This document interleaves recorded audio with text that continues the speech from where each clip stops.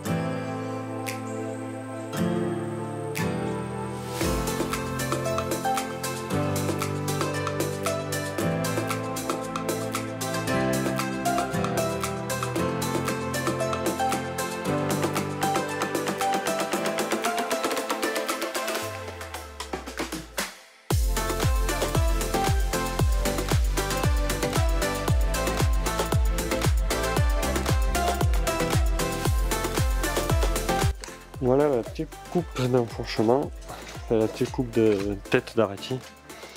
Donc là on peut voir qu'on a vraiment des angles un peu partout et ça c'est censé aller un dans l'angle là-bas et un dans l'autre. Du coup ce que je vais faire maintenant, alors attendez pour que je vous explique un peu. Du coup ce que j'ai fait, je sais pas si vous le verrez, j'ai mis un cours d'eau, ce qui m'a permis de choper mes angles. Maintenant il faut que je place mon arrêté en place pour que je puisse trouver les coupes de tête de pied. La coupe de tête de pied va ressembler à ça dessous. Alors peut-être que là vous n'allez rien comprendre et c'est normal. Parce que bon voilà, chacun son métier, pour ceux qui sont du métier ils doivent comprendre. Mais voilà, ça c'est en gros une panne qui arrive ici et l'autre qui part là-bas. Il faut dire qu'on a un temps incroyable pour le 14 février. J'ai même chaud, j'aimerais bien mettre un short.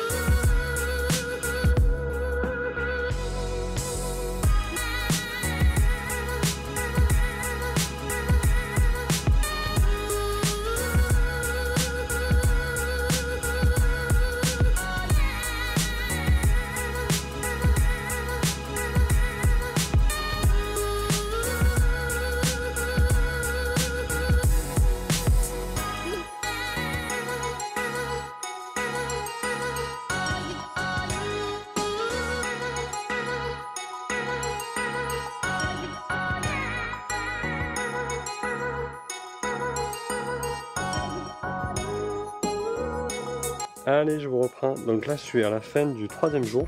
Donc voici à peu près où j'en suis. J'espère que vous verrez avec la mise au point. Voilà. Alors attendez, je monte. Ah, hop là. Donc j'ai fait le petit plat qu'il y avait en haut.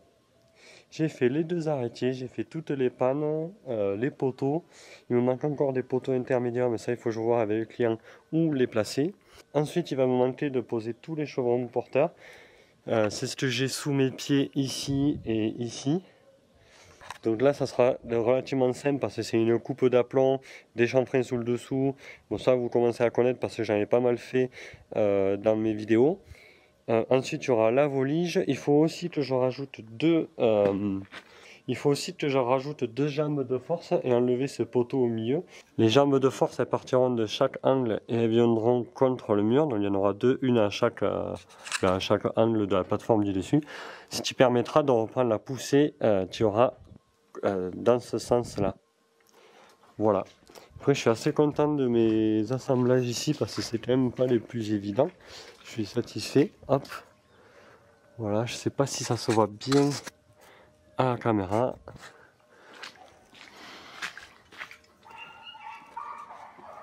Voilà. Et je suis également content de... C'est pareil, je sais pas si ça se voit bien à la caméra. Mais bon, en tout cas, ça plaque. C'est positionné comme je le souhaite. Du coup, je reprends tout de suite dès demain pour la suite de l'aventure.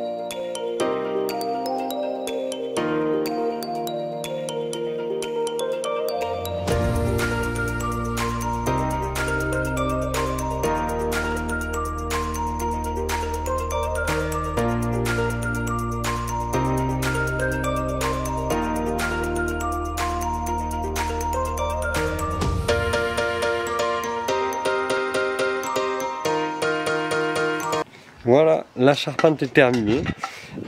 Donc le projet n'est pas tout à fait terminé parce qu'il y a encore la volige. Mais voici un petit peu la vue d'ensemble de tout ça. Attendez que je monte. Hop.